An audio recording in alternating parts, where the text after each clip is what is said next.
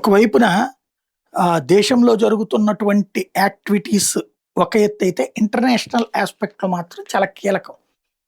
బి-52 బాంబర్‌ని ఆహ్, బాగా క్లోజ్డ్ ఏరియాకి తీసుకొని అమెరికా వచ్చినప్పుడు దాన్ని పేల్చి పడేసాం అన్నది ఇరాన్ చెప్పుకొచ్చింది. ఏదైతే రష్యా దగ్గర నుంచి, చైనా దగ్గర నుంచి ఎదిగుందో గాని కొత్త ఎయిర్ డిఫెన్స్ సిస్టమ్ కొంత పవర్‌ఫుల్‌గా ఉండి పేల్చేసాం అని చెప్పింది. ఐఆర్‌జీసీ తాజాగా చెప్పేదేంటంటే అమెరికన్ బి-52 బాంబర్‌తో పాటు 8 మంది సిబ్బంది చనిపోయారు అన్నటువంటి చెప్తోంది. కొన్ని విజువల్స్‌ని చూపెడుతోంది. అలాగే అబ్రహాం లింకన్ షిప్ మీద దాడికి సంబంధించిన కొన్ని విజువల్స్ చూపెడుతోంది. అమెరికా అదేమీ లేదు, అబద్ధాలు చెప్తోంది అంటోంది.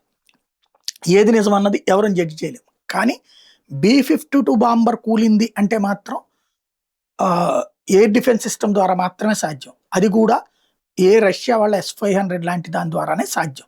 మరి ఏం జరిగిందో భవిష్యత్తులో తేలుతుంది.